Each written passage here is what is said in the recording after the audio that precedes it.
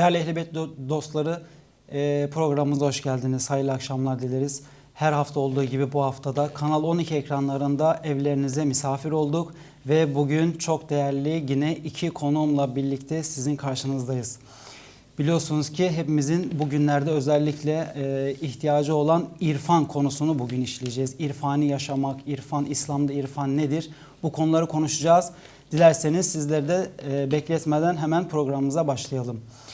Bu haftaki konuğum değerli alimimiz, değerli üstadlarımızdan, Azerbaycan ilahiyatçılarından Elburz Kerimov hocamız bizlerle birlikte olacak. Hocam hayırlı akşamlar, nasılsınız? Hoş geldiniz yayınımıza tekrar. Teşekkür ederim, sağ olun. Allah razı olsun. Siz nasılsınız? Bizdeyiz hocam, çok sağ olun. Sizi de stüdyomuzda da aynı zamanda misafir etmiştik. Seyircilerimizden de gelen mesajlar sizin sohbetlerinizden çok feyiz aldıkları yönünde. Biz de tekrar teşekkür ederiz bugünkü yayınımız için de. Ve diğer konuğumu tanıtmak istiyorum değerli izleyenler. Caferi alimlerinden Sayın Güven Dumanlı hocamız bizlerle birlikte. Hocam nasılsınız? Hoş geldiniz. Hoş bulduk, merhabalar, teşekkür ediyorum. Azerbaycan'daki kıymetli dostumuz Üstad Elburs'a da buradan selamlar diyorum tekrar kendisine. Hoş geldi, sefa verdi, bizleri onurlandırdı. Çok sağ olsun. Evet, biz de teşekkür ederiz. Değerli hocam, İrfan konusunu işlemek istiyorum bu hafta. Ve şöyle başlamak istiyorum. İslam'da irfan kavramı nasıl tanımlanıyor? Yani irfan ne demektir diyelim, ardından devam edelim diğer sorularımızla. Mən ilk olaraq təşəkkür edirəm dəvət etdiyiniz üçün. Güvən hocanı da salamlayıram. Təşəkkür edirəm ki, belə bir mövzuda dəvət elədi və müzakirə edəcək inşallah. İzləyicilərimizi salamlayıram. Ümid edirəm ki, faydalı bir mövzu olacaq. Mənə görə bu mövzu, İslam və irfan mövzusu hər zaman aktual bir mövzudur. Hər zaman müzakirə ediləcək bir mövzudur. Bəli, bildiyiniz kimi bu məsələyə bir mənalı yanaşılmır.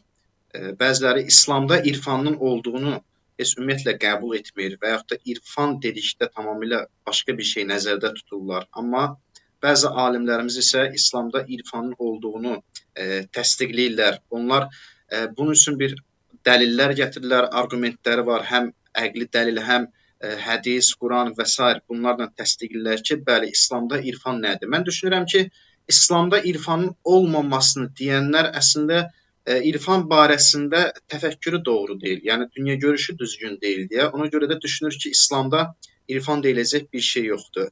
Əvvəla belə sualınıza uyğun belə deyək ki, irfan deyəndə nə qəsd olunur? İrfan ərəfə sözündəndir. Yəni eyni köklü sözdür. İrfan yəni bilmək mənasındadır, tanımaq mənasındadır. Biz bilirik ki, bu dünyaya gəlmişik ki, dinin şəri hökmlərə əməl etməklə Allahı tanıyaq. Yəni bizim hədəfimiz yalnız budur. Necə ki Qurani Kərimdə də Allah buyurur ki, biz insanlara və cinləri yalnız bizə ibadət etsin deyə yaratdıq. Hədislərdə qeyd olunur ki, ibadət etsin deyə yaratdıq, yəni mərifət əldə etsinlər deyə yaratdıq. Mərifət də, yəni o tanımaq da, Allahı bilmək də ibadət vasitəsi ilə gerçəkləşir. İrfan sözü bilməkdir. Məsələn, bizim bu söz istifadə edirik. Arif, irfan və s. Arif yəni bilən, Allahı tanıyan mənasındadır. Lakin irfanın bilməyi, irfanın tanımağı biraz tamamilə digər, məsələn, məktəblərlə metodikası fərqlidir. Bizim kəlam məktəbimiz var, bizim fəlsəfi məktəbimiz var, bir də ki, irfani məktəb var. Adətən klassik kəlam məktəbi Allahı necə tanıyırlar? Onlar Allahı hansı metodika ilə, hansı yolla, metodika ilə və yaxud da yolla tanıyırlar? Onlar bu yolu təklif edirlər. Klassik kəlamdan əgər söhbət getsə, hədis və Quranın vasitəsi ilə, hədislə və Quranın sözləri ilə, kəlamları ilə Allahı tanımağa cəhd edirlər. Təbii ki, indi sonradan Nəsrəddin Tusi gəldi, o kəlamı həm də fəlsəfi bir kəlama çevirdi, o kəlama həm də bir ağıl məsələsini ortaya qatdı. Yəni bir yol olaraq həm də ağlı qəbul etdirdi. Bununla yəni işimiz yoxdur. Filosoflar isə Allahı tanımağı bu yolla qəbul edirlər ki, onlar deyirlər ki, Allahı tanımağın yolu yəni ağıldır. İnsan ağıl vasitəsilə Allahı tanıyır. İnsan düşünür, insan müəyyən bir şeylər barəsində düşünərək, müqəddimələr quraraq nəticə əldə edir.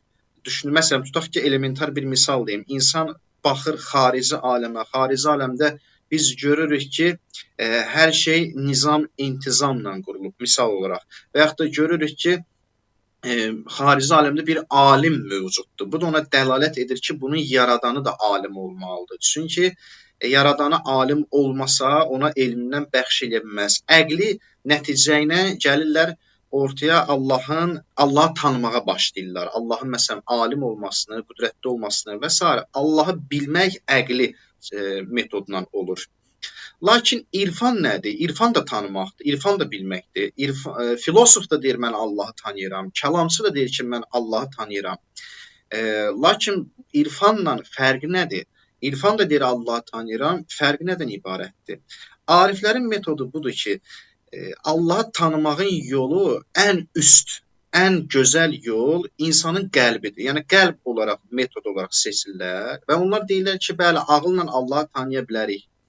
İnsan hədislə, Quranla, dini mətnlərlə Allahı tanıya bilər. Amma bu son demək deyil. Bundan üstün bir tanımaq metodu var. Bundan üstün bir idrak vasitəsi var. O da insanın qəlbidir. İnsan qəlbi vasitəsilə Allahı tanıya bilər və daha mükəmməl şəkildə tanıya bilər. Belə bir misal deyim. Fərz edək ki, misal olaraq bir qapıdır. Qapının arxasında səs gəlir. Mən o səsi eşidirəm və deyirəm ki, o qapının arxasında gələn səs kişi səsidir. Yəni orada erkək səsi gəlir orada, qadın səsi deyil.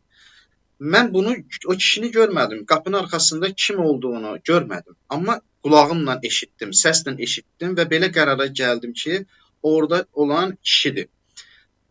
Lakin irfan necədir? İrfan belədir ki, artıq sən eşitmirsən, qapını açıb görürsən, həmin adamı tanıyırsan, qapını açdın və gördün ki, o şəxs kimdir, onu üzdən tanımağa başladın. Ariflər irfani metodda bunu qəbul edirlər ki, insan qəlbi ilə Allahı görməlidir, Allahı müşahidə eləməlidir. Cisim gözünə Allahı görmək mümkün deyil, çünki Allah maddə deyil. Amma bir də yol var ki, qəlbən insan Allahı görür, insan Allahın əsmalarını, insan Allahın gözəlliklərini müşahidə edir.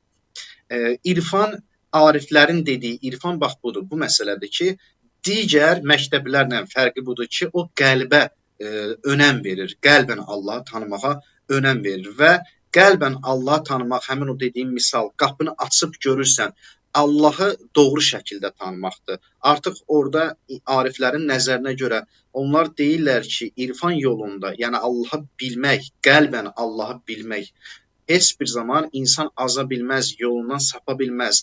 Az bir ehtimalla insan yolundan sapa bilir. Çünki ağıl bəzən quru olur.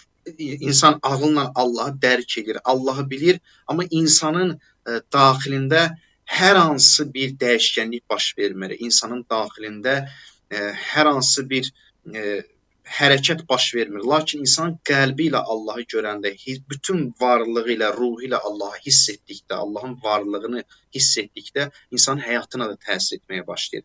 Ona görə irfan nədir sualının cavabı qısa olaraq desək, irfan tanımaq deməkdir. Mesela hocam şimdi şöyle anladım, yanlışsam lütfen düzeltin. Yani somut bir şekilde beş duyu organımla hissedemediğim den farklı bir şey söylüyorsunuz siz. Yani kalben demenizdeki maksat az önce verdiğiniz örnek gibi, yani bir ses geldiği zaman onu duyduğum zaman örneğin bir kadın mı bir erkek mi olduğunu nasıl ayırt edebiliyorum? Bu kulağım aracılığıyla, yani beş duyu organımdan birisini kullandım burada. Ama siz burada sanırım farklı bir olaydan bahsediyorsunuz değil mi? Kalben derken bundan mı bahsettiniz? Mən o dediyim misaldır. Mən onu misal olaraq gətirirəm. O sadəcə bir misaldır ki, məsələn, tutaq ki, insan baxır, qapının arxasında kim var? İnsan gedir, qapını açır, görür. Bir də var ki, insan səsi eşidir. Sanki bunu bir misal olaraq gətirirəm ki, biz əgər gedib görməyə, bu gözlə görməyə, qəlbə bənzətsək, eşitməyə də ağla bənzətsək, fərqi bundan ibarət olacaq ki, biri var ki, həqiqətin özün gözəl şəkildə müşahidə edirsən, bir də var ki, uzaqdan hiss edirsən. Yəni, qapının arxasından hiss edirsən, bir də qapını açırsan, görürsən. İndi mən də onu demək istəyirəm ki, ariflər də belə deyil. Biri var ki, ağılla ağılla eşidirsən, ağılla məsələn ağlın bir eşitməyə var, ağılla Allahı dərk edirsən, amma qapı tam açılmayıb. Lakin qapını açmaq nədir? Qəlbən. İnsan qapını açanda şəxsi görəndə, yəni sanki insan qəlbini açır, Allahı görür. Qəlb gözünə Allahı görməyə başlayır. Bu tamamilə başqa bir bilməkdir. Bu tamamilə başqa bir tanımaqdır. Biri var mən qulağımla eşitməklə tanıyıram. Bir də var ki mən gözümlə görürəm. Qəlbin də belədir. Biri var insan ağılla tanımağa başlayır, duymağa başlayır. Bir də var ki insan qəlbi ilə, ruhu ilə duymağa başlayır. Bu fərqli bir artıq qavram, belə deyim də, yəni qavramdır, fərqli bir idrakdır. Ki bu bizim elə dini mətnlərdə də bu barədə ayrı olaraq müzakirə olunur. Yəni demək istədiyim budur. Evet, evet, anladım hocam. Yani diyorsunuz ki o zaman şöyle bir soru aklıma geliyor benim hemen. O zaman bilgi sahibi olmak sadece irfani yaşamak için o mertebeyi, o kavrama anlamında yeterli değil. Bunun yanında başka amel, samimiyet gibi şeyler de aranmalıdır o zaman, değil mi? Sadece bilgi o zaman burada yeterli olmuyor. Təbii ki, əlbəttə bu %100 yetərli deyil. Çünki insan öz qəlbi ilə Allahı müşahidə etmək üçün ona əməllər lazımdır. Dini şəri hökmlərdir, namazdır, orucdur, ibadətlərdir. Bu kimi şeylər nə üçündür? Bunlar ona görədir ki, insan həmin Allahı, öz Rəbbini gözəl şəkildə tanıya bilsin, görə bilsin. Yox, insan əlbəttə ki, əməlsiz, məsələn, ibadət eləməsin, ibadətlə məşğul olmasın, insan heç bir zaman Allahı dərk edə bilməz. Qəlb gözü ilə, qəlbi ilə Allahı dərk edə bilməz. Təəssüflər ki, məsələn, bugünkü dövrdə istər Türkiyədə olsun, istər Azərbaycanda olsun, bəzi biz belə deyim də, onlara məktəb demək olarsa, bəzi ideoloji bir məktəbi görürük, spiritualistlər. Onlar məsələn kimlərdir o spiritualistlər? Onlar daha çox əməlsiz, heç bir əməl olmadan sanki Allahı qavramağa üst tuturlar. İstəyirlər ki, Allahı əməlsiz qavrasınlar.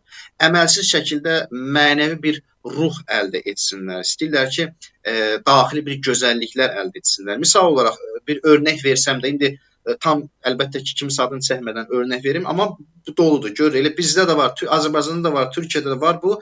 Görür ki, misal olaraq hicab vacib deyil. Soruşsan ki, hicab niyə taxmırsan? Deyir, hicab vacib deyil, amma Allahdan danışır.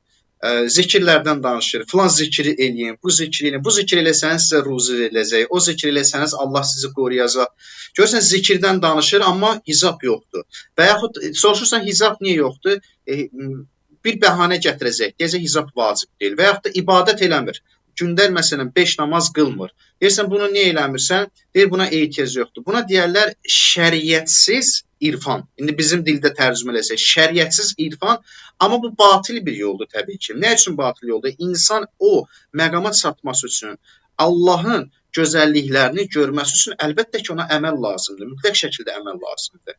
Əməlsiz heç bir zaman gedib ona çata bilməz. Necə ki, Həzrət Əli əleyhissalamın da təqribən belə bir məzmunda sözü var. Əməlsiz alim cahildir. Yəni cahil kimidir? İndi əməlsiz alim əslində o alim deyil. Əhl-i-Beytin nəzərində alim o kəsdir ki, bilgisinə əməl etmiş olsun. Və bir də sonda bunu qeyd edim ki, bu sualın sonunda ümumiyyətlə o məqama çatmaq, ariflərə biz baxanda, ariflər ki, Nəzərə İrfan kitabı yazıb ortaya çıxardırlar. O Nəzərə İrfan necə meydana gəldi? O bəhslər var da, müəyyən orada bəhslər var. Məsələn, kamil insan bəhsi, aləm və kainat məsələsi, Allahın aləmlə, kainatla münasibəti məsələn və yaxud da vəhdətül vücud və s. bu kimi mövzular var. Bu şeylər necə meydana gəldi? Bir şəxs gəldi, dinin, şəriətin dediklərinə əməl etdi, o məqama gəldi, çatdı, qəlbi ilə dərk elədi, o məqama çatdı, sonda gördüklərini kitab şəklinə saldı, tədvin elədi. Yəni kitab şəklinə saldı, yazmağa başladı. Yəni zaten bunu əldə etməyin yolu əməldən keçir. Bunsuz qətiyyən mümkün deyil. Bunsuz əməl insan sadəcə özünü aldadacaq.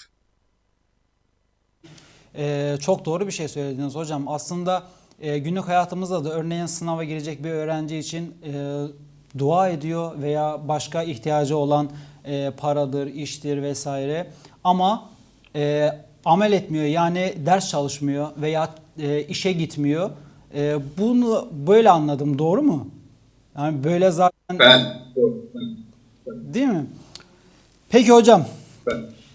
Peki Allah'ı tanıma noktasında Allah'ı tanıma noktasında, irfani mertebeye ulaşma noktasında bir söz biliyoruz ki biz, insan kendini tanıyınca Allah'ı da tanır diye bir söz biliyoruz. Şimdi bu irfani yaşamak çerçevesinde nasıl yorumlayacağız bu cümleyi hocam? Örneğin kendimizden başlamalıyız. Bu kalben Allah'a yaklaşma yolunda önce kendimizi mi araştırmalıyız? Biz geçen programlarda sizle sohbetimizde insanın fıtratında var doğruyu, hakkı bulma konusunu da işlemiştik. Şimdi bu cümleyi nasıl yorumlayacağız hocam? Peyğəmbərimizdən nəql olunur həmin o söz və bəzi mənbələrdə Həzrət Əli əleyhissalamdan da nəql edilir. Mən ərəfə nəfsəhu fəqət ərəfə rəbbəhu. Yəni kim özünü bildir, Rəbbini biləcək. İnsan Allaha gedən yol bir insanın özündən keçir. İki yol var. Qurani-Kərimdə də bu barədə danışılır. Ənfusi və afaqi yollar. Yəni biri var ki, mən xarici aləmə baxıram, kainata baxıram, Allahın varlığını qəbul edirəm. Misal üçün baxıram, nizam, intizam var. Baxıram ki, xarici aləmdə Allahın yaratdığı canlılar var ki, hər biri nizam, intizamla gündəlik həyatlarını yaşayırlar. Və mən düşünürəm ki, əgər bu yaradılmışlar, bunlar belə bir nizam, intizama sahibdirlərsə, bunlar belə bir mükəmməl şəkildə yaradılıbsa, deməli onları mükəmməl edə biləcək bir kəs var. O da Allahdır. İnsan burada xarici aləmi müşahidə etməklə Allahın varlığını tapır, Allahın varlığına gedir. Bir də var ki, insan artıq ənfus, yəni özünə, insan kənara baxmadan özünü araşdırır, özünə baxır. Öz hisslərinə baxır ki, mən kiməm, mən nəyə sahib ola bilərəm. Qurani-Kərim nə deyir? Deyir, biz sizə şah damarınızdan yaxınıq. Yəni, Allahı tapmaq istəyəndə insan bir özünə daxil olmalıdır. Yəni, özünə varmalıdır, öz daxilinə baxmalıdır. Baxmalı ki, mən nələrə sahib ola bilərəm, mən necə bir varlıq ola bilərəm. İnsan özünə baxmaqla dərk edir ki, deməli Allah var. Misal olaraq da, indi bunu necə demək olar ki, insan özünə baxmaqla, öz daxilini müşahidə etməklə Allahın varlığını hiss eləyir. Bu necə ola bilir? Bir misal belə deyək. Əlbəttə, bunun misalını gətirmək biraz çətindir. Çünki bunlar hamısı əməldən sonra yaranan bir şeydir. İnsan gərək əməl etsin ki, dərk eləyə bilsin. Əməlsiz bu çətin bir məsələdir. Amma məsələn, mən daxilimdə, adi elementar bir misal deyim. Mən daxilimdə görürəm ki, hansısa məndə bir müqəddəs hiss yaranıb. Mən görürəm ki, mənim daxilimdə məsələn, fəzilətə sevgim yaranıb. Mən görürəm ki, mənim daxilimdə hansısa bir yaxşılıq etməyə sevgim yaranıb. Görürəm ki, yaxşılıq etməyi sevirəm. İstəyirəm ki, yaxşılıq edim insanlara. Mən görürəm ki, təvazökarlığı, təvazö etməyi sevirəm. Bunlar hamısı məndə yaranır, məsələn. İnsan bu daxilini müşahidə edəndə insan başa düşür ki, mənim bu daxilimdə olan gözəllikləri, bu hissləri bir kəs yerləşdirib. Yəni, mümkün deyil ki, bu öz-özünə yaransın. Mümkün deyil ki, bu daxili gözəlliklər öz-özünə meydana gəlsin. Bunu məndə kimsə yerləşdirib. Mən özümdə o gözəlliyi görməklə, yaxşılığı etməklə, daxilimdə o yaxşılıq gəlməklə artıq mən yaxşıya, daha yaxşıya tərəf üst tuturam. Yəni, daha yaxşı kimdir? Ən yaxşı kimdir? Allah. Allaha tərəf üst tuturam. İnsan öz daxilinin zənginliyinə baxır, öz daxilinin zənginliyə baxanda artıq Allaha tərəf üst tutur ki, ilahi, sən məni necə gözəl yaratmısan, mənim daxilimi necə gözəl yaratmısan, necə bu gözəl bir hisslərdir ki, mən bu hisslərə sahibəm, məndən başqa heç bir varlıq bu hissə sahib deyil. Məsələn, heyvan bu hissə sahib deyil. İnsan özünü tanımaqdan artıq başlayır Rəbbini tanımağa, Rəbbinə tərəf getməyə. İndi, sual budur ki, mən bu daxilimdə olan gözəllikləri necə ortaya çıxardım? Cavab da budur ki, Allah ona görə ibadəti qərar verir, ona görə dini göndərir ki, insan ilk addımlarda daxili gözəlliklərini üzə çıxartmaya bilər. Mən axı yaxşılığı sevmirəm, mən axı insanlara yaxşılıq etmək, belə bir şey yoxdur axı məndə, çox da həvəsim yoxdur. İnsan neynəməlidir? Allah dini göndərir, din qəflətdən oyatmaqdır. Dini göndərir ki, o dinə əməl eləyəsən, qəflətdən oyanasan. Qəflətdən oyandığımız təqdirdə daxilimizdə o gözəlliyə artıq yol açılacaq. Bir yol açıldığı təqdirdə insan o gözəlliklərlə Allahı dərk etməyə başlayır. Ona görə bəli, elə irfanın mən ərəfə nəfsəhu fəqət ərəfə rəbbəhu, elə ərəfə irfan sözündəndir. Kim özünü tanısa. İrfan da bilmək, tanımaq deməkdir. Bu bilməkdə insanı özündən keçir, insanı öz daxilindən keçir, öz daxili vasitəsilə insan irfana sahib ola bilir. İrfani yaşamak isteyen birisi, bilmek, öğrenmek isteyen birisi anladığım kadarıyla düşünmeye ihtiyacı var. Ben neden yaratıldım, ne için yaratıldım gibi. Burada bu düşünce ve bilgiyi üst üste koyduğum zaman bu bizi sosyal hayattan, hatta ailemizden yalnızlaştırır sonucunu mu çıkartır? Yoksa az önce bahsettiğiniz gibi bilgiyle amel nasıl beraberse bu da öğrenerek amelle aynı hizada mı gitmelidir? Bu sual çox maraqlı sualdır və cavab verilməlidir əslində bu suala. Biz burada iki şeyi əslində ayırmalıyıq. Düzdür, bəzən bu iki şey bir mənada istifadə olunur, amma köklü olaraq fərqlənir. Köklü olaraq fərqlənir. Sonradan düzdür, eyni mənada istifadə olunsa da, lakin biz kökünə baxanda fərqlənir. Biz söhbət budur ki, sufi və arif, təsəvvüf və irfan bunlardan söhbət ediriksə, sufilik daha çox, təsəvvüf daha çox insanın sosial yaşayışdan, həyatdan uzaqlaşmasına səbəb olur. Yəni onlar daha çox buna, əlbəttə ki, hamısına aid eləmirəm.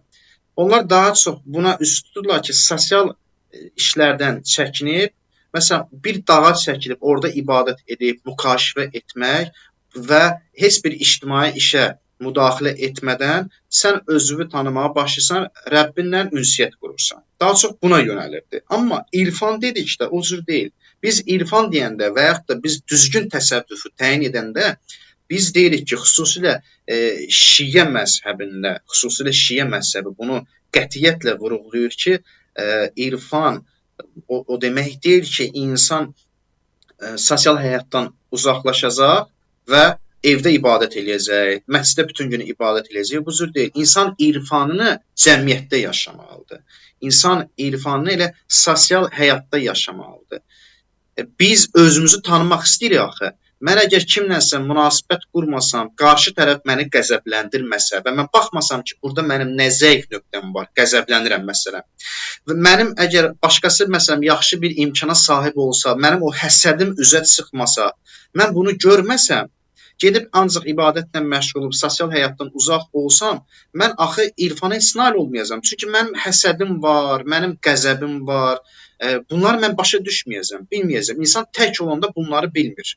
Amma sosial həyat elədir ki, insanlar bir-birinə münasibət qurur və bu münasibətdən mənim pis tərəfim, yanlış tərəfim üzə çıxır və mən o yanlış tərəfimi islah etməyə başlayıram. Lakin mən tək yaşasam, mən tək yaşamayım, ailə həyatı qurmayım, gedim çəkilim kənarda bir güşədə ibadət eləyim, heç kəs mənim xətrimə dəyməsə, heç kəs mənə həsədimə səbəb olmasa, mən nə biləcəm ki, mənim zəif nöqtəm nədir və mən necə çata biləcəm irfana? Mən necə irfani bir həyat yaşaya biləcəm? Ona görə mütləqdir ki, bir insan irfani həyata sahib olmaq istəyirsə, insan hansısa bir irfani duyğulara sahib olmaq istəyirsə, o duyğular cəmiyyətin içərisində keçir, orada keçir. İrfanda xidmət var da, insan xidmət eləməlidir. Mən cəmiyyətə xidmət eləməsəm, gedib ancaq özümə xidmət eləsəm, ibadətlə özümə xidmət eləsəm, bu irfanla tərsi mütənasibdir. Niyə? İrfan gəlib ki, insanın o ənaniyyət, o mənəmsi egosunu aradan aparsın. Amma bu tərəfdən mən tək ibadətlə məşğul oluram, cəmiyyətə xidmət eləmirəmsə, bu mənim egoma ziddir axı.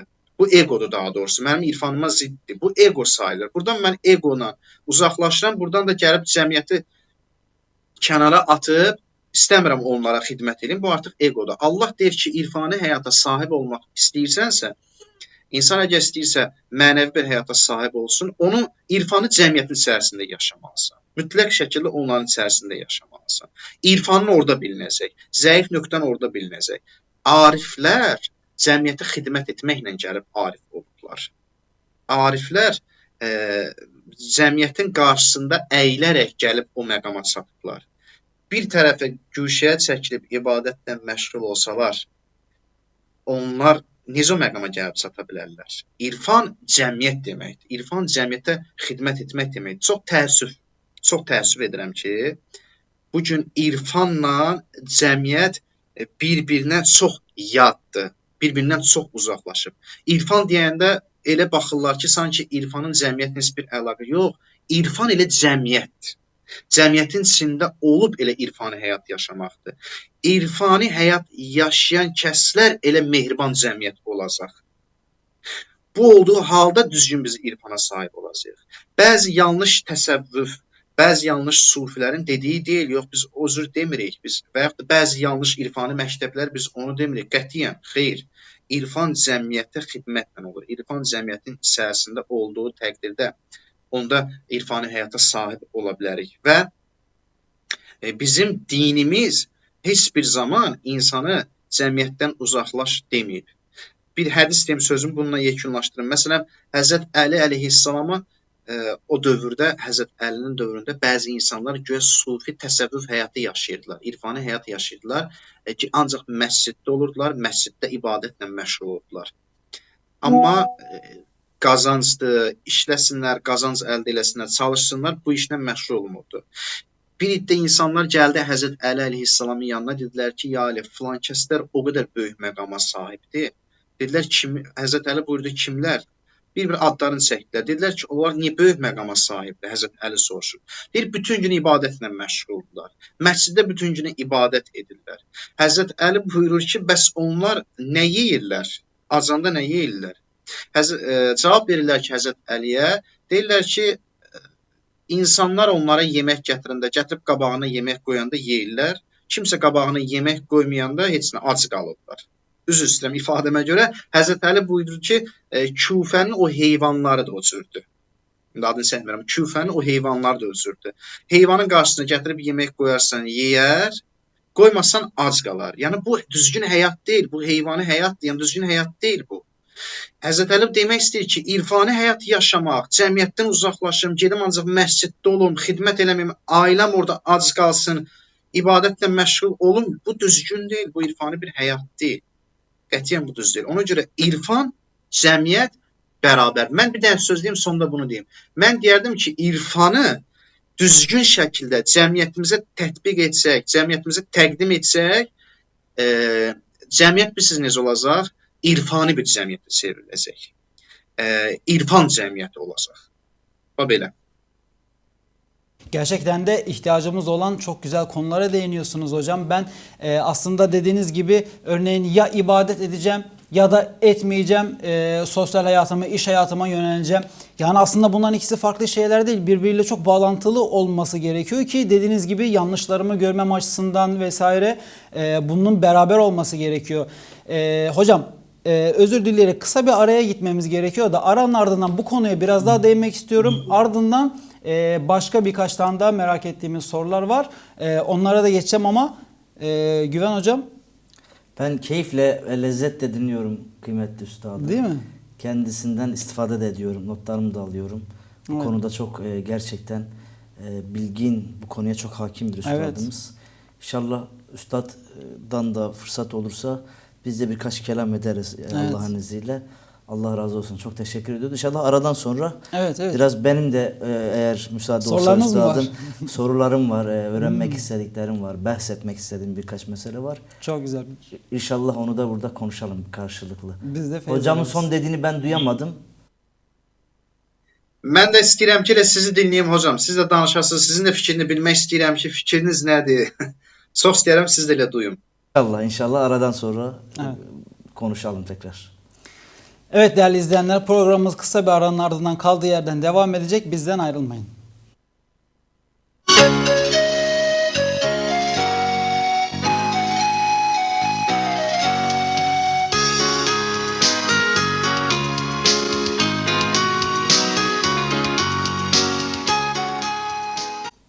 Değerli izleyenler, Ehl-i Beyt Coğrafyası programımız kısa bir aranın ardından kaldığı yerden devam ediyor.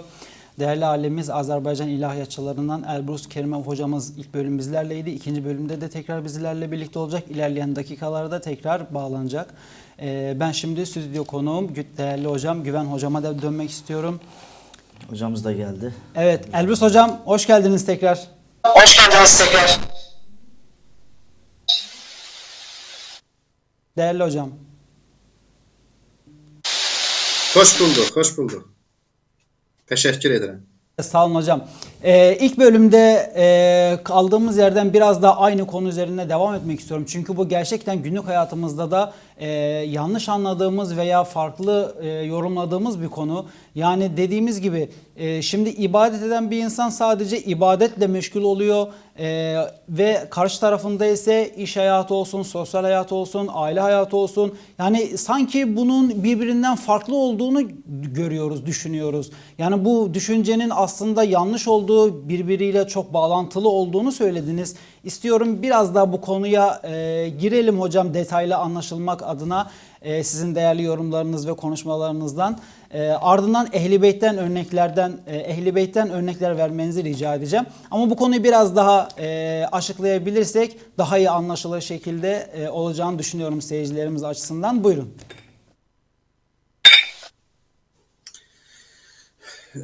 Bəli, qeyd etdiyimiz kimi heç də İslam irfanı insanın həyatına mənfi təsir eləmir, heç də insanın ictimai sosial işlərdən uzaq olması demək deyil. Biz ən böyük örnək olaraq bunu deyə bilərik ki, dəlil və sübut olaraq bunu gətirə bilərik ki, məsələn, Peyğəmbərimiz ən böyük arif idi.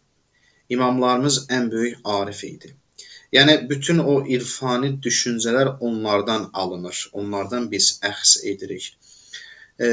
Gəlin biz, əgər Quran buyurursa ki, Peyğəmbər sizin üçün bir nümunədir, bir örnəkdir, Əhl-i Beyt bizim üçün bir örnəkdir, Peyğəmbər bir örnəkdir, biz baxmalıyıq ki, Peyğəmbər ümumiyyətlə necə yaşayıb? Bəzi ariflərin iradları da elə bundan ibarətdir ki, heç bir arif, heç bir sufi həyat yaşasın, özü bir güşəyə çəkilib ibadətinə məşğul olsun, ictimaiyyətə qoşulmasın. Bu Peyğəmbərə qarşı çıxmaq deməkdir, Peyğəmbərin dininə qarşı çıxmaq deməkdir. Peyğəmbərimiz necə yaşayırdı? Peyğəmbərimiz buyururdu ki, Allahümmə ərrifnil əşya kəməhiyyə. İlahi, mənə bütün hər bir şeyi olduğu kimi tanıtdır, bildir. Yəni, özünü də həm də ki, onların başında sənsən ilahi, özünü mənə olduğun kimi tanıtdır. Yəni, Peyğəmbərimiz özü gecə namazı qılardı. Hətta gecə namazı durmaq Peyğəmbərimiz üçün vacib idi. Peyğəmbər özü elə ibadətlərlə məşğul vardı. Amma bunun yanında Peyğəmbər heç bir zaman cəmiyyətdən uzaq olmayıb. Heç bir dini mətndə, heç bir hədisdə, hətta Quran ayələrində buna rast gəlmək olmaz ki, Peyğəmbər cəmiyyətdən uzaq olsun. Əksinə, Peyğəmbər cəmiyyətə xidmət edib. Peyğəmbər cəmiyyətin xidmətində olub. O qədər xidmətində olub, bilirsiniz bunu. Peyğəmbərin hətta dişin vurub sındırmışlar Peyğəmbərə. Peyğəmbərə zülm edirdi, amma Peyğəmbər əl çəkmirdi. Ona qalsa, əgər belə etsə, Peyğəmbər ümumiyyətlə cəmiyyətin içərisində olmamalı idi. Bizə Peyğəmbərdən hər hansı bir təbliğə aid bir məlumat gəlib çatmasaydı və yaxud da Həzrət Əli əleyhissalamın həyatına baxırıq və yaxud da digər imamlarımızın həyatına baxırıq. Hətta məsələn, tutaq ki, İmam Sadiq əleyhissalamın dövründə xilafət mövzusunda müzakirə olurdusa, İmam Sadiq məsələn gördü ki, xilafət onlara çatmayacaq, amma İmam Sadiq yenə cəmiyyətdən əl çəkmirdi. Təqribən 4000-ə yaxın tələbə yetişdirdi. 4000-ə yaxın. Yəni, bu İmam Cəfər Sadiqin deməli insanlarla, cəmiyyətlə ünsiyyətdə olduğunu bildirir. Və yaxud da misal olaraq İmam Səccad əleyhissalamı görsə, İmam Səccad əleyhissalamdan da belə nəql olunur ki, yetim uşaqlara xidmət eləyərdi. Belində yemək daşıyardı, kisədə yemək daşıyardı, onlara xidmət edərdi. Yəni, cəmiyyətlə qaynayıb qarışardılar. Əgər onlar kimi, mən ki İmam Sadiqdən, mən ki İmam Peyğəmbərimizdən, Həzrət Əlidən, elə ən böyük, ən ucası, ariflərin arifi olan Peyğəmbərdən ki, gözəl irfani həyata sahib olmayacam ki. Elə Peyğəmbərimiz ən böyük irfani məqama sahib idi. Onun məqamına çata biləcək bir kəs yox idi. Elə bir məqama sahib idi ki, hədisdə də gəlir, Lovlək ləmə xaləqtul əflak. Baxmayaraq ki, hədisin sənədi zəifdir, amma məzmun etibarilə bu hədis qəbul olunan bir hədisdir ki, Peyğəmbər sən olmasaydın kainatı, aləmi yaratmazdın. Yəni, hər bir şey Peyğəmbərin hörmətinə var. Ona nə üçündür? Peyğəmbərin uca məqamına görədir. Elə bir Peyğəmbər cəmiyyətdən uzaqlaşıb, xeyr. Elə bir Peyğəmbər cəmiyyətin hansısa bir suallarına, cəmiyyətin hansısa bir ehtiyacına e, laqeyd yanaşıb, xeyr, cəmiyyətdə xidmətli idi, daim xidmətli idi. Bunların elə özləri də görsənir. Bayaq gətirdim örnək də Həzrət Əlidən ki, bəziləri məsciddə ibadətlə məşğul olardılar. Bu da elə örnəkdir. Hətta İmam Sadiqin dövründə bir iddə insanlar, yanlış sufilər başladılar bu kimi işləri görməyə. İmam Sadiq başladı onları tənqid etməyə, nəqd etməyə başladı ki, onlar səhvdir, onların xətalarını bildirdi. Bu batil bir yoldur. Cəmiyyətdən uzaqlaşmaq batil bir yoldur. Yəni bu imamlarımızın elə ən böyük örnək onlardır ki, imamlarımız böyük irfani məqama sahibdilər, amma cəmiyyətdən uzaqlaşmadılar. Cəmiyyətdən uzaq olmadılar. Belə şəxsləri görüb irfanı cəmiyyətdən uzaq bir məktəb kimi nəzərə almaq bu absurd bir şeydir. Yəni bu belə deyim də insaflı bir iş deyil. Kimsə hansısa bir xətalı, səhv yolda olan bir arif, özünə arif deyənməsən bir kəs bunu eləyirdisə, bu əlbəttə ki, gəlib Peyğəmbərin adına yazmaq olmaz. Mən bir dənə bir örnək deyim sizə. Adını çəkmək istəmirəm, çünki həmin o arifin adını Arif deyirlərdi ona. Adını çəkməyəcəm. İstəmirəm ki, bu məhzəb arifçiliyi olsun. Bir dənə bir arif var idi. Həzrət Əli əleyhissalamın dövründə. O nə edirdi? Həzrət Əli əleyhissalama qoşulmadı. Həzrət Əli əleyhissalam ki, döyüşə getdi, döyüş baş verdi, döyüşə qoşulmurdu. Və o dövrdə arif kimi məşhur idi.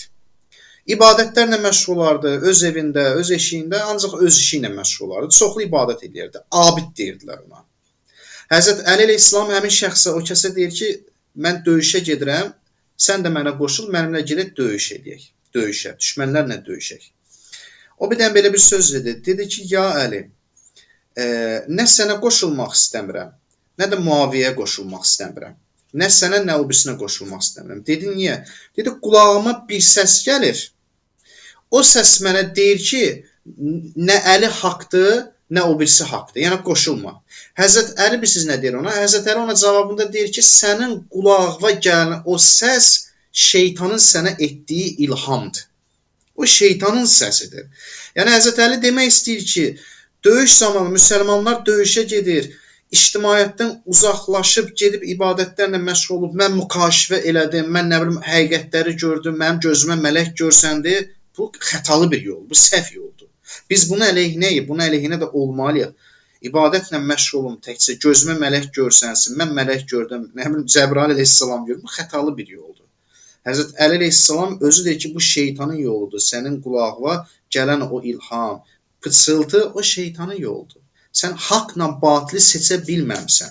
Haqla batili seçə bilməyən necə gəlib arif ola bilər? Haqla batil də cəmiyyətin içərisində olduğu təqdirdə seçilir. Sən bilirsən ki, bu haqdır, bu batildir, o zaman bilə bilərsən. Tək tənha insan bunu bilə bilməz. Belə.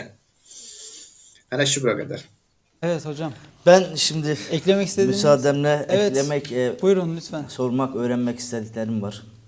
Kıymetli dostum, değerli üstad, hakikaten sözüyle ameli bir olan, sohbetleriyle, davranışlarıyla, güzel sözleriyle, kelamlarıyla insanların kalbinde Allah aşkı, Ehl-i Beyt aşkını yeşerten bir üstadla beraberiz. O yüzden merak ettiğim şeyler de var. Birincisi, kıymetli üstad, dediklerinizin her birine katılıyorum. Bazı yerlerde özellikle de katıldığımı burada söyledim. Yani o tepkiyi de verdim. Gerçekten de öyledir. İrfanı toplumdan ayırırsak, eğer arif olmak, mağaraya çekilmek, köşene çekilmek olsaydı, demek ki o arif, o irfan ehli insanların topluma hiçbir faydası olmazdı. Hocam da sanıyorum, ben yanlış anladıysam düzeltsin. Arif o insandır ki kendisiyle beraber önce kendini düzeltecek, temizleyecek, sonra etrafına da bir ışık saçacak. Doğru mu üstad? Yani toplumunu, bulunduğu ortamı, ailesini, arkadaşını, dostunu, evlatlarına da bir faydası olacak. Yoksa tek başına giderse bu fazla faydası olmayacaktır. Kendi adına bir faydası olabilir mi? Olabilir. Ama onun bir cevherdir ki düşünelim, gizli kalmış. O sadece kendine cevherdir. İnsan herhalde Allah'ı, hakikati daha doğrusu diyelim, keşfederken kendinin de keşfedilmesini toplum tarafından eğer sağlamazsa o keşfi tek taraflı olmuş olacaktır. Kendini öğrendin ama başkasına faydan yok.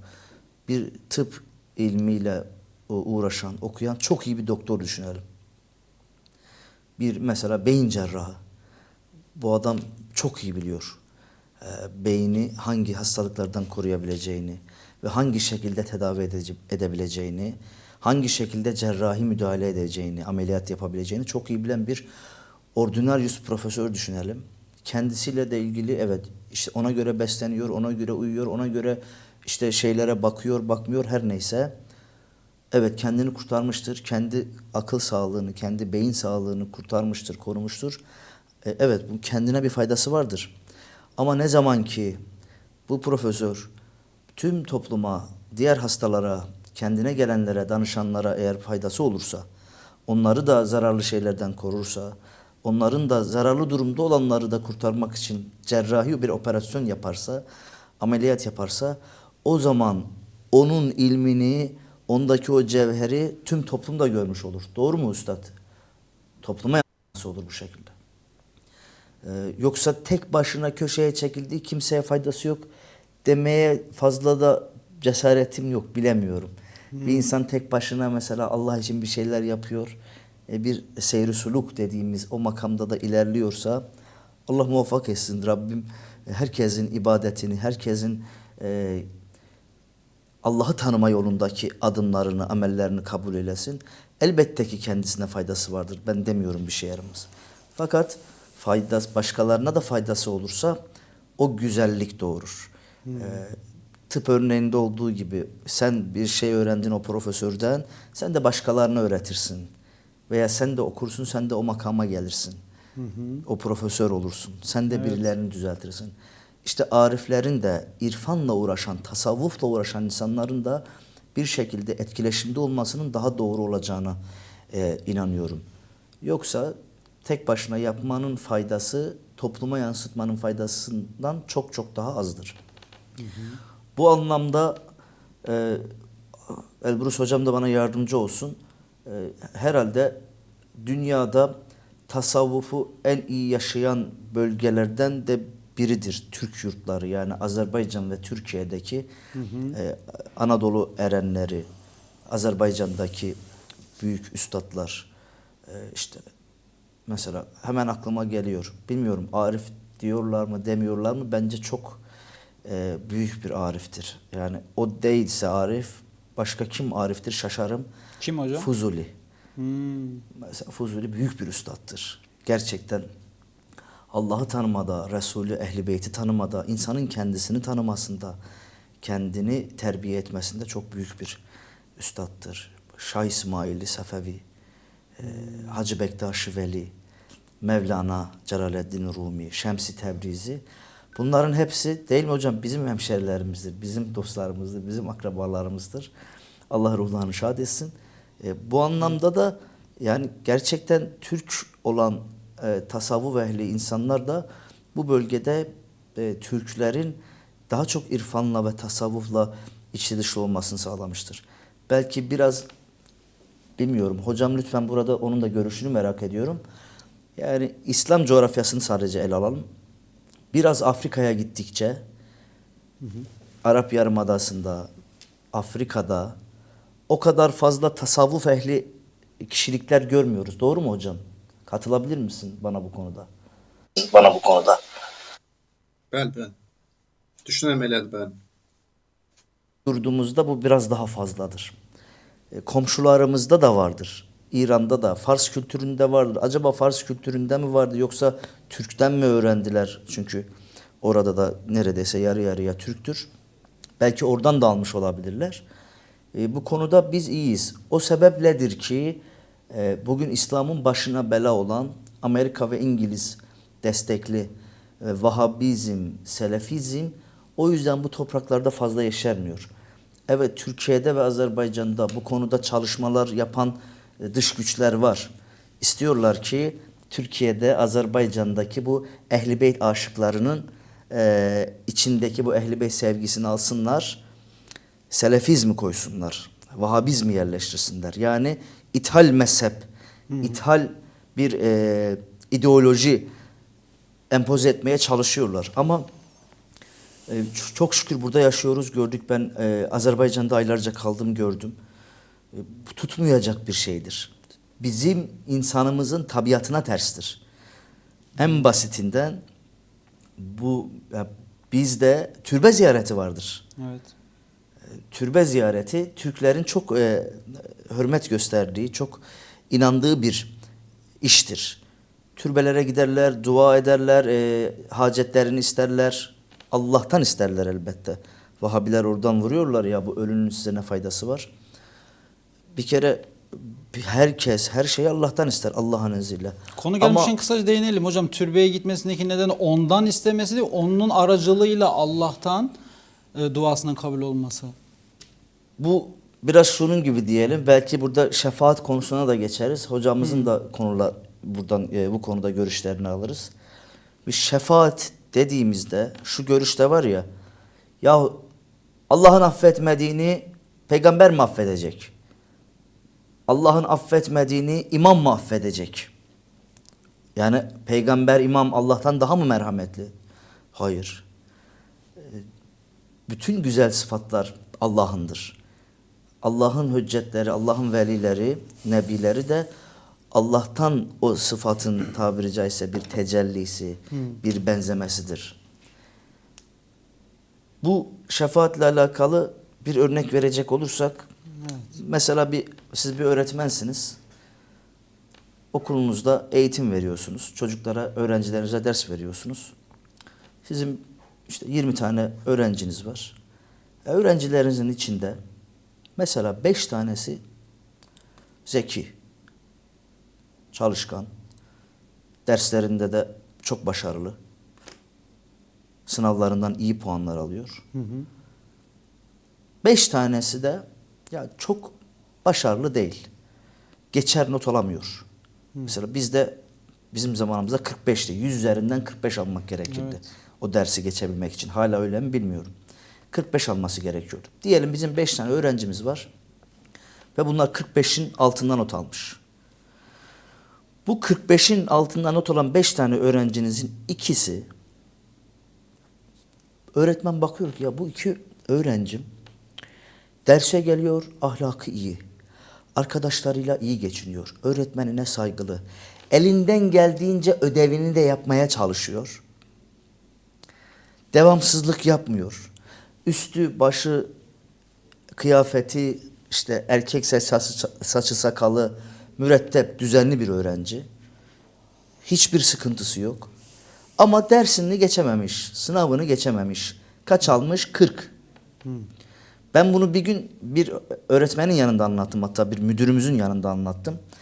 Dedim ki hocam, bu öğrenci akıllı, terbiyeli, ahlaklı ama sınavı geçememiş. 45 alması gerekirken 40 almış. Sen bunu davranış notu derler bizde Elbrus hocam. Kanaat değil mi? Evet, Değil yani mi? davranış notları vardır. Orada bir kanaat kullanır hoca. Evet.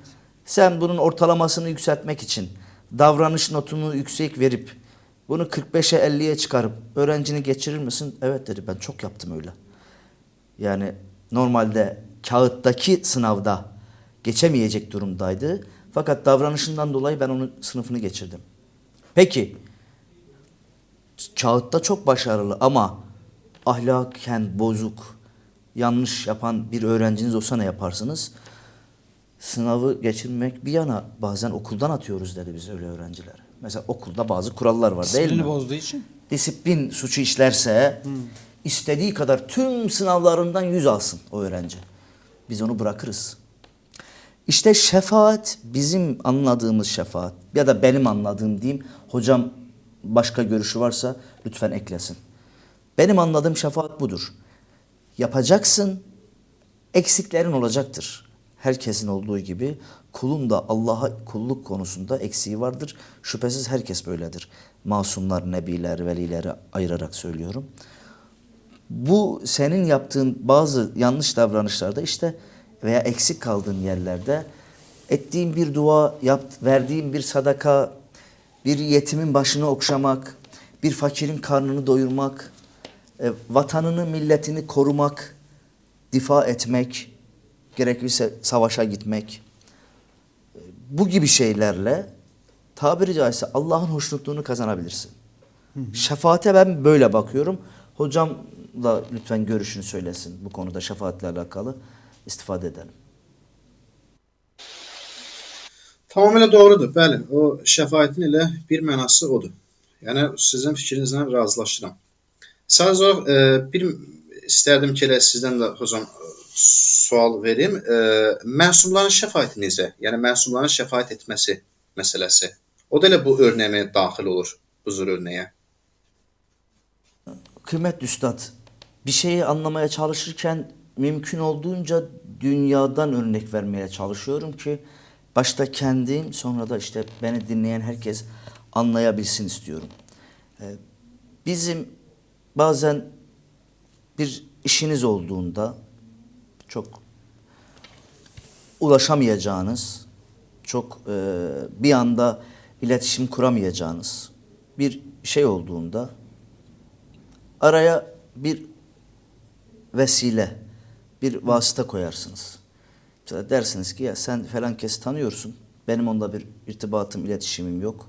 İmkanım yok. Yani bu Ona işimizi ulaşmaya. yapacak kişi arasında hatırı olan birisi anlamında mı? Evet, bu şey gibi de anlaşılmasın yani. Torpil, rüşvet gibi anlaşılmamasını istiyorum. Yani ona dikkat etmeye çalışıyorum. İnşallah doğru anlatabilirim.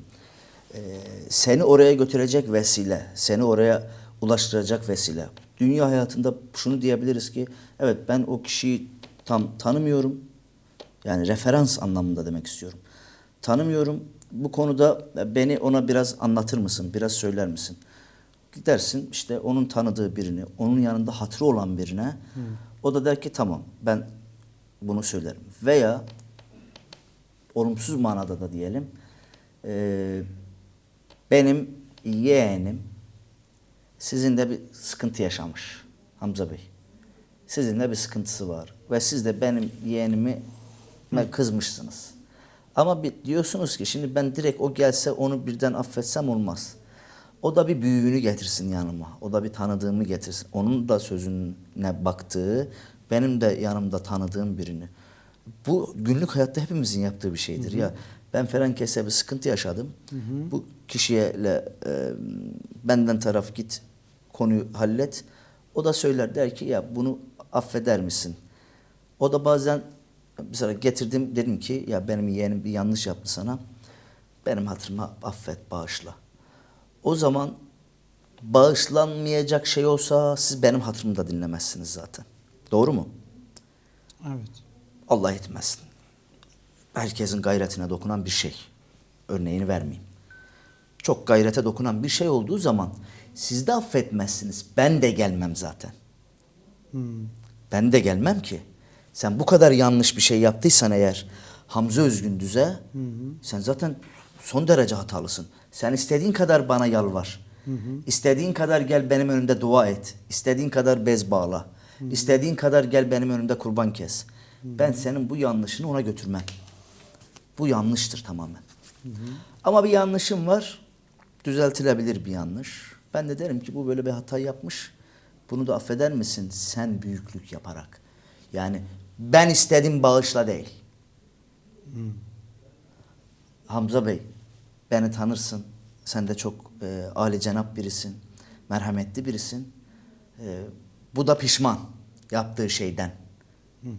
Beni şahit tutar sana karşı. Sen de dersin ki tamam. Senin de şahitliğin, onun da pişmanlığı ve onun bana doğru yolla gelmesi. Pişmanlığı ve doğru yolla, en doğru yol, en doğru aracı kimdir? Nebilerdir, velilerdir. Bunu her akıl sahibi kabul eder. O doğru yolla gelirse affedilir. Ama zaten affedilmeyecek bir şey olduğunda bu araya koyduğun kişi de bu konuda senin yanına gelmez. Ben biraz böyle bakıyorum hocam. Doğru anlatabildim mi bilmiyorum. İnşallah sen de eksiğimiz, yanlışımız varsa düzelt. Bir yere vardıralım bunu. Hocam, örnəkləriniz çox super. Doğrudan da həqiqətən elə örnəklər tamamilə yerindədir. Xüsusilə o məsələ çox diqqətə layiqdir ki, çox yaxşı toxundunuz ki, əgər elə bir iş ola bilər ki, elə bir problem ola bilər ki, sən məsələn kiməsə gedib xahiş edə bilməzsən ki, bunu bağışla, məsələn. Çünki pis bir işdir, çox pis bir işdir. Sən ümumiyyətlə onun yanına getməzsən. Gedib əfv etməsi üçün getməzsən onun yanına. Bu nə üçün bunu deyirəm? Çünki bəzən bizlərə belə bir iradlar olunur ki, əgər şəfaət mümkündürsə, onda peyğəmbərlər, imamlar bütün hamıya şəfaət etsin də, hamıya şəfaət etməlidir. Mütləq şəkildə mümkündürsə. Biz də deyirik ki, sizin gətirdiyiniz örnek çox doğrudur ki, elə şeylər var ki, peyğəmbər ona şəfaət eləməz. Peyğəmbər ağız açmaz. Allaha ağız açmaz. Çünki çox ayıblı bir şeydir, məsələn, çox pis bir şeydir. Bu gətirdiyiniz örnək həqiqətən çox möhtəşəmdir. Çox yaxşı örnəkdir ki, elə bu irad tutanlara cavab olaraq demək olar. Allah razı olsun. Allah sizi var eləsin. Siz tabii daha çok özellikle Üstad sosyal medyada olduğu için, daha aktif olduğu için böyle suallerle daha fazla karşılaşıyor. O yüzden tecrübesi bizden çoktur. Evet, bizim de seyircilerimizin de merak ettiği sorular, aynı zamanda siz böyle Yani konuşuyorsunuz. şefa böyledir. Yoksa öyle sadece ben günah işledim bir yıl boyunca, şimdi kızmasın kimse bana ama ben bir yıl boyunca günah işledim. Gittim Erbeyin'de 3 gün yürüdüm. Günahlarım sıfırlandı, silindi. Bu mesihiyette olan bir şeydir. Yani bizde Burada olan samimiyet mi aramalıyız o zaman? günah çıkarmak, Günahtan- bizde günah çıkarmak yoktur. Günahtan Evet. tövbe vardır. Evet. Ve senin tövbe ettiğin günah, eğer hakikaten tövbenin makbuliyeti, o da başka bir konudur ama yani Evet, evet. o günahı bir daha işlememek, samimi kalple yapmak, bu gibi tövbeleri hakikaten tövbeden diyoruz. Bunu yaptığın zaman günah çıkarmadan daha temizsin. Çünkü Hristiyanlardaki günah çıkarma artık şey olmuş, yani bir kas hafızası oluşmuş. Yaparım, giderim, günahımı çıkarırım. Bu öyle bir şey değil. Sen gerçekten tövbe etsen Erbeyin'de 3 gün yürümene de gerek yok. Bir kere Allah'a bir istiğfar etsen yürekten, nerede olursan ol, dünyanın neresinde olursan ol, hakikaten tövbe ise Allah onu kabul eder zaten. O bizde günah çıkarmak yoktur. Bize o eleştiri yapanlara diyelim. Biz Kerbela'da hacca gitmiyoruz arkadaşlar. Hacda biz de Kabe'ye gidiyoruz. Yani bizim haccımız değil orası. Bir ziyaret gibidir. İstanbul'da birçok ziyaret noktası var değil mi? Eyüp Sultan'dı, Ürşad Evet. Tepesi'di. Evet. Buna gittiğimiz gibi Evet. tabii ki o daha bir üstün makamdadır. Hazreti Ali, Hazreti Hüseyin'in kabirleri, onlar Resul-i Ekrem Hatemül Enbiya'nın evlatlarıdır. O ayrı. Yani bu o anlamdadır. Hacca gitmiyoruz. Allah'ımıza gitmiyoruz. Allah her yerdedir ya. Ama Allah için yaptığımız hac meselesinde farizasını yerine getirmek için Kabe'ye gidiyoruz. Bizim şefaatten anladığımız budur. Konudan biraz çıkıyoruz ama Evet hocam, inanır İster mısınız? istemez- İrfani konu çerçevesinde bu konuştuğumuz, değindiğimiz noktalar, inanın saatlerce konuşabiliriz. O kadar hem dinleniyor hem de konuşulması güzel şeyler. ben üstada bir soru sormak istiyorum. Biraz değindi aslında. Onun da notunu burada hemen önümde aldım. Birçok not aldım bugün, istifade ettik kendisinden. Evet. Ya ben hep diyorum hocam, bu seyr-i suluk dediğimiz bu manevi yolculukta onunla alakalı başka bir sorum daha olacak. İnce bir çizgi görüyorum ben. Birkaç kere bununla baş başa kaldım. Yani bunu gördüm, buna şahitlik ettim ki tasavvuf ehli olduğunu sanıp arif olma yolunda işte bazı ibadetler, bazı tırnak içinde perhizler, diyetler kendisine yapıyor. İşte ne bileyim, az yiyorum, az içiyorum, az uyuyorum, sohbete katılıyorum, işte zikir yapıyoruz. Tesbihle 1000 tane la ilahe illallah zikri. Bunlar çok da güzel. Biz de tavsiye ediyoruz elbette. Yani bu kadar hayatıma dikkat ediyorum. Bazılarında şunu görüyoruz, ya ben çok iyiyim, ben çok temizim, sen kötüsün.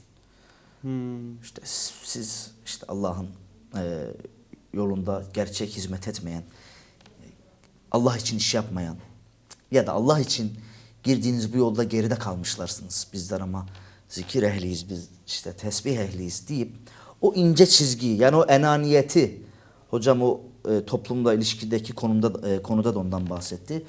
Onda hocam ne yapmamız lazım? Yani biz kendimizi temizlerken kötüye bakışımız ne olacak kendimizce, güya bizce ki o adam daha geridedir. ariflik yolunda, bir seyri suluk yolunda değilse orada kendimizi nasıl koruyacağız? Burada nefis mi Kibir, devreye giriyor acaba? İşte o nefsimizi temizleyeceğiz derken daha fazla nefsimizi acaba böbürlendirip başkalarına karşı yapıyor muyuz bazen? Yapıyorsak bunun çözümü nedir? Neye dikkat edilmeli? Nasıl bir bakışla yapılmalı? Hocam, tasavvuf, irfan ən birinci elə məsələ budur ki, insan təsavvuf və irfanda özünü heç bilir. Təsavvuf, irfan yəni heç bilməkdir. İnsan özünü hər kəsin qarşısında heç bilir. Hər kəsin qarşısında özünü xidmətçi bilir. Yəni əgər bu təsavvuf, bu irfan bizi heç bilməyə yox, kiməsə yuxarıdan aşağı baxmaq, özümüzü başqalarının üstün bilməkdirsə, burada təsavvuf heç irfan yoxdur. Yəni bu səhv xətalı yoldur. Təbii ki, mən düşünürəm ki, indi bəzən bu irad oluna bilər ki, təsavvuf pisdir, irfan pisdir. Nə üçün? Çünki irfancılar gəlirlər, irfanla məşğul olurlar, başqalarına yuxarıdan aşağı baxırlar, pis baxırlar, özlərini böyük sanırlar. Mən həmin adamlara deyərəm ki, bu zaten bütün şeydə var. Bütün metodikada var. Yəni məsələn, fiqhdə də var.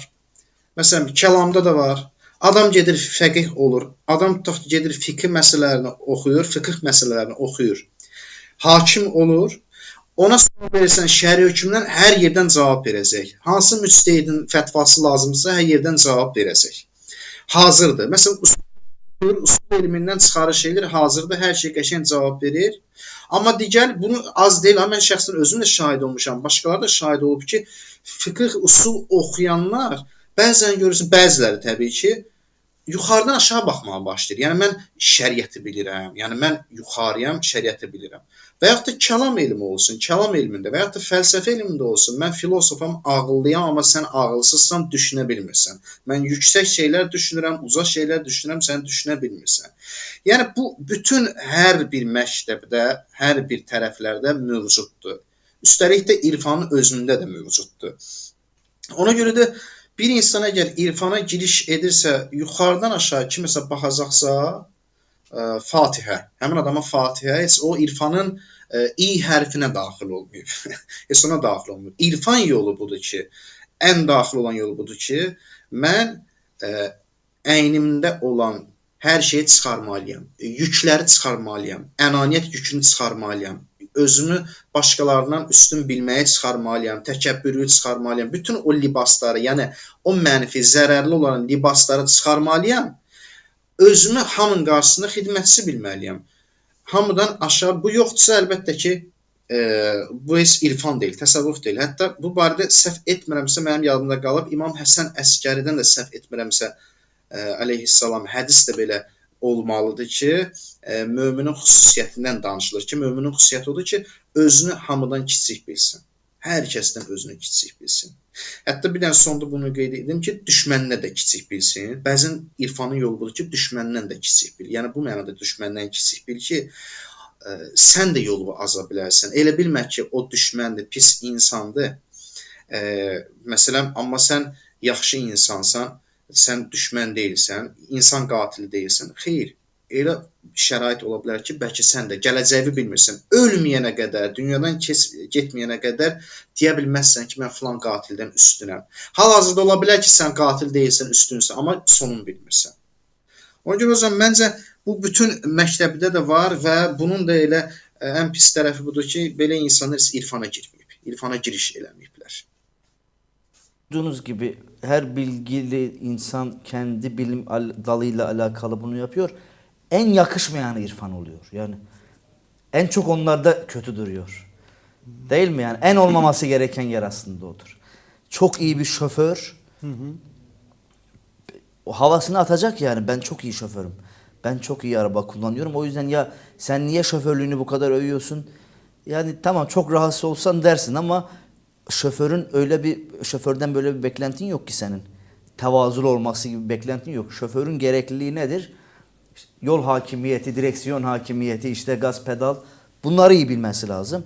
İrfan tam da hocam temizlik ve insanlara ışık saçmak olunca Ama sen işte o enaniyeti içinden temizlemeyince, etrafına ışık saçmak yerine etrafını hor görmeye başlayınca, yani buyurduğunuz gibi her şeyde olur. Her bilgili insan bununla sınanıyor. Her gün her birimiz bununla sınanıyoruz. Evet, evet. Bizler de belki şu an o Evet. hatayı yapıyoruz. Ama en çok da ariflere yakışmıyor. Yani ben arif olma yolunda ilerliyorum diyene yakışmıyor. Ben hocamdan notları alırken hem bugün bizim yine hemşehrimiz Tebrizli Allame Tabatabai, ki bu herhalde bu asrın en önemli ariflerinden biri olarak tarihin kaydına geçmiştir.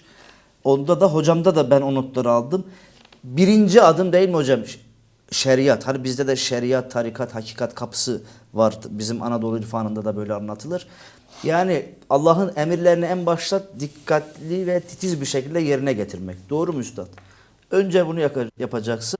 Ve Kur'an'la çelişen hiçbir şeyle işin olmayacak. O şey ki Kur'an'la çelişiyor, o şey ki Kur'an'ın sözüne aykırıdır, o irfan değildir.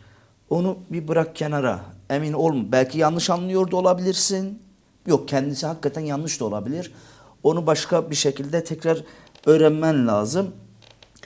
Ve işte arif olmak, o hocamın da buyurduğu hadisteki gibi, kendini tanıyan Rabbini tanır, Rabbini tanır, kendini tanı, velisini tanı. Bu meselede de yani önce Allah'ı tanıyabilmek için tevhid inancını içimizde, yani saf bir tevhid inancı oluşmalı. Muvahhid olmalıyız. Allah'a inandık. Allah'a hiçbir ortak koşmayacağız. O zaman Allah'ın emirlerine de uyacağız. Yine şeriattan bahsediyoruz burada yani. Emirlerini yerine getireceksin. Kimseye Allah'a ortak koşmayacaksın. Allah'ın emrinde olacaksın. O zaman Allah'ın emir buyurduğu ki kendisine, Resulüne, ondan olan emir sahiplerine itaatte de Resul-i Ekrem ve Ehl-i Beyt'inin yolundan eğer devam edecek olursan, işte o zaman da tarikatı, yani şeriat sonra da tarikat kapısından girmiş oluyorsun. O doğru yolu, o Evet. tarikat dediğimiz o anlama geliyor zaten. Ondan sonra hakikate varabilirsin. Yoksa başka türlü olmaz. Seyr-i sulukta da hocamın görüşünü gerçekten çok merak ediyorum. Bunu daha önce hiç konuşmadık hocamla. Özel sohbetlerimizde de. Hocam şimdi mürşit meselesine gelelim. Hocam özür dileyerek araya girmek istiyorum. İnanın saati geriye alıp programı tekrar başlatmak istiyorum. Öyle konu güzel ilerliyor. Yalnız bize ayrılan sürenin biraz sonuna yaklaştık. O yüzden sorunuz varsa isterseniz soralım değerli hocam. Biraz başlıksal diyeyim. Daha sonraki programlarda elbette ayrıntılı bir şekilde ele alabiliriz. Ama programın sonuna doğru geldiğim için. Ama siz buyurun. Çok uzun cevap olmayacak herhalde ikimiz için de. Sebebini de kısaca üstadım anlatırsa iyi olur. Seyr-i sulukta, yani ariflerin irfan yolculuğunda, arif olmak isteyen insanların irfan yolculuğunda mürşid gerekli midir? Yol gösteren mürşid şart mıdır, değil midir? Hocam, belə qəbul edək ki, bəli, seyr-i suluk yolunda şartdır.